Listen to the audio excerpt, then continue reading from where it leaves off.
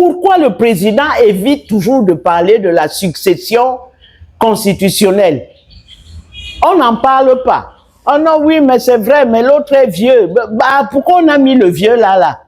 Si c'est lui qui doit gérer la succession, c'est-à-dire le président du Sénat, pourquoi est-on allé chercher quelqu'un qui ne tient plus debout? Mesdames, Messieurs, bonjour et bienvenue une fois de plus sur cette chaîne. Les différents maux qui minent notre société font en sorte que le Cameroun aujourd'hui soit la risée du monde. Madame Mariette Ekoé a décidé justement de se pencher sur un phénomène, l'un des phénomènes qui convient d'être décrié justement dans notre société. Il s'agit de cette succession. Elle appelle ça succession villageoise, oui, qui gangrène notre société. Madame Mariette Ekoé, bonjour. Bonjour. Voilà, parlez-nous, vous voulez faire allusion à quoi concrètement quand vous parlez de succession villageoise? Il est difficile pour nous, les Africains, qui nous sommes battus dès l'aube de l'indépendance contre le néocolonialisme et la France-Afrique. Nous nous sommes battus pour qu'on arrive à l'instauration d'une démocratie. Il a fallu 30 ans de lutte acharnée, d'emprisonnement, de mort, pour qu'on y parvienne. Et aujourd'hui, dans toute l'Afrique, on commence à privilégier des successions villageoises, c'est-à-dire la succession de père en fils. Ce qui n'est prévu dans aucune démocratie, sauf si on est dans une monarchie, auquel cas c'est la transmission naturelle du pouvoir. Mais tout le monde est tenté. Monsieur Ouattara vient de désigner son petit frère comme vice-président du parti au pouvoir. C'est-à-dire que s'il décide de ne pas, d'abord de prendre un 4e mandat et de ne pas le terminer, il glisse le pouvoir au petit frère. Au Tchad, Idriss Déby, le pouvoir est passé entre les mains de son fils. Au Togo, pareil. Et la tentation est forte au Cameroun pour qu'on ait une succession villageoise. Après avoir eu une succession républicaine dans le parti unique, en obéissant à une constitution et à ses dispositions claires. Alors d'où vient-il que des intellectuels, comme chez nous au Cameroun, soient tentés par une succession villageoise? Non, non, non. Après tout, il ne doit pas être victime du patronyme de son père, parce que lui aussi a le droit. Il a le droit de quoi? Il existe comment? Si ce n'est en étant sous le lit de papa, en bénéficiant des avantages, créer des entreprises, faire des milliards, pratiquement allongés sur le lit. On ne peut pas accepter au Cameroun qu'on commence à envisager au Cameroun une succession villageoise, alors que les Camerounais se sont battus depuis le temps des Allemands. Donc ce n'est pas à un peuple comme ça, qui a une conscience politique très aiguisée, et le peuple camerounais va accepter que bon, au fond, comme il a laissé un géniteur, il faut que le géniteur prenne le pouvoir. Ce n'est pas le fils du chef au village. C'est le fils du chef au village qui a des prétentions à la succession au trône de son père. Mais ce n'est pas dans la République. Et si on est dans la République, il y a des règles, il y a une constitution. Pourquoi le président évite toujours de parler de la succession constitutionnelle? On n'en parle pas. Oh non, oui, mais c'est vrai, mais l'autre est vieux. Pourquoi on a mis le vieux là? Si c'est lui qui doit gérer la succession, c'est-à-dire le président du Sénat, pourquoi est-on allé chercher quelqu'un qui ne tient plus debout? Qu'est-ce que le président veut nous démontrer? Que bon, comme vous dites que je suis vieux, je vais m'entourer de mes vieux et vous allez voir ce que vous allez voir. C'est-à-dire du mépris pour le peuple camerounais. Mais Madame Mariette Ekoé, à ce sujet justement, on a appris de certaines sources que dans les prochains jours peut-être ou les prochains mois, un projet de loi pourrait être proposé au niveau des chambres du Parlement pour voir dans quelle mesure peut-être créer un poste de vice-président qui serait la deuxième personnalité à même de susciter. Et pourquoi le président fait ça? Il fait ça parce qu'il sent ses forces l'abandonner.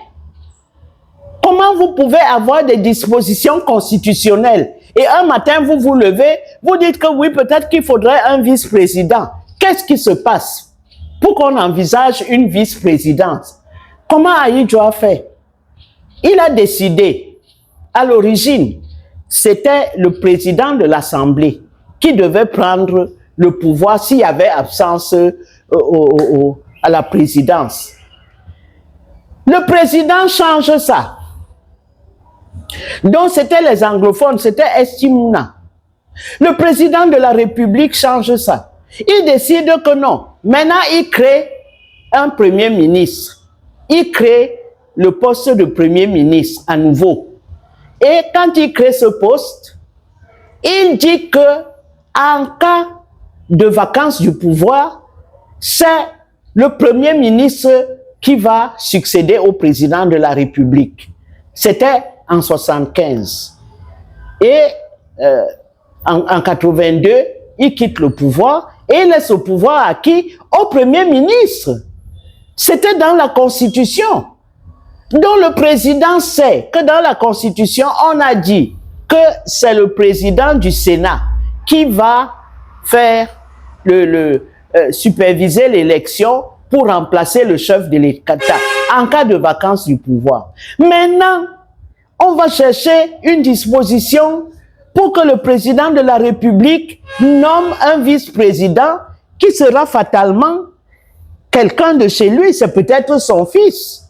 Et pourquoi il fait ça? Pourquoi changer? Mais Madame Arédégoé, à l'heure actuelle, à ce moment où nous parlons, si le président décidait peut-être de démissionner, c'est le président de l'Assemblée nationale, du Sénat, pardon, qui organise les élections. Oui. Mais est-ce que le président de l'Assemblée nationale, du Sénat, pardon, au regard justement de ses forces également de son état aujourd'hui, est-ce qu'il peut véritablement jouer ce rôle? Oui, mais c'est fait exprès. Cela veut dire que si Nyat ne peut pas, il a un adjoint qui est plus jeune. C'est lui qui va organiser l'élection présidentielle. Et il va installer le président de la République qui va prêter serment devant les deux chambres. C'est tout. Donc, il faut qu'on respecte une constitution. C'est lui-même qui a fait cette constitution. Il n'y a pas eu référendum. Il fait la constitution, vous savez, ce jour-là de décembre 95, où à 23 heures, on voit les chefs des partis qui défilent à la télé pour dire qu'ils viennent d'adopter la Constitution à l'Assemblée nationale. Est-ce qu'il n'y a pas eu des sacs d'argent qui sont passés pour qu'ils adoptent la Constitution? Il n'y a pas eu référendum. Cette nuit-là, c'était la veille de Noël que les ministres, les Bello Bouba sont passés à la télé pour nous dire qu'ils sortent de l'Assemblée, ils viennent de voter la Constitution 95. Et en janvier, la Constitution est proclamée. En janvier 96. Oui. Alors, comment on fait des choses de bisbilles comme ça? On passe pas par une Constitution, par un référendum. Non, non, non, non, non. On s'assoit à l'Assemblée nationale, la camionnette des sacs d'argent est dehors. À tout moment, on ramollit les petits récalcitrants qui veulent lever la tête et tout le monde vote à l'unanimité. La corruption a beaucoup joué dans la démocratie camerounaise, énormément, c'est-à-dire des sacs d'argent. Il faut finir avec ça. Si le président a peur de sa propre constitution, c'est lui qui l'a faite. Et l'Assemblée n'a eu qu'à entériner. Le peuple n'a pas eu connaissance d'un vote pour choisir cette constitution-là. On n'a pas eu droit à ce respect de la souveraineté populaire. On va vous dire que non, les députés représentent le peuple. Non. Quand on dit un référendum constitutionnel, c'est que tout le peuple doit donner son avis. Ça n'a pas été fait. Donc maintenant, le président sort du bois avec une proposition qui dit que maintenant il faut un vice-président. Le vice-président cherche quoi dans ça? Dites-moi. Si ce n'est pas de s'assurer que même mort, il continue à gouverner à travers un fils. Donc des choses comme ça montrent tout de suite la tricherie. Et que les Africains s'asseyent sur des transmissions aux enfants, c'est vraiment les ramener au village, totalement.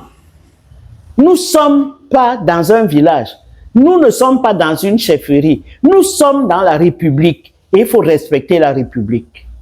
Voilà. Mesdames, Messieurs, merci justement de partager abondamment cette autre réflexion de Madame Mariette Ekwe. On se retrouve très bientôt pour une autre vidéo, un autre coup de gueule de Madame Mariette Ekwe. Partagez abondamment et connectez-vous.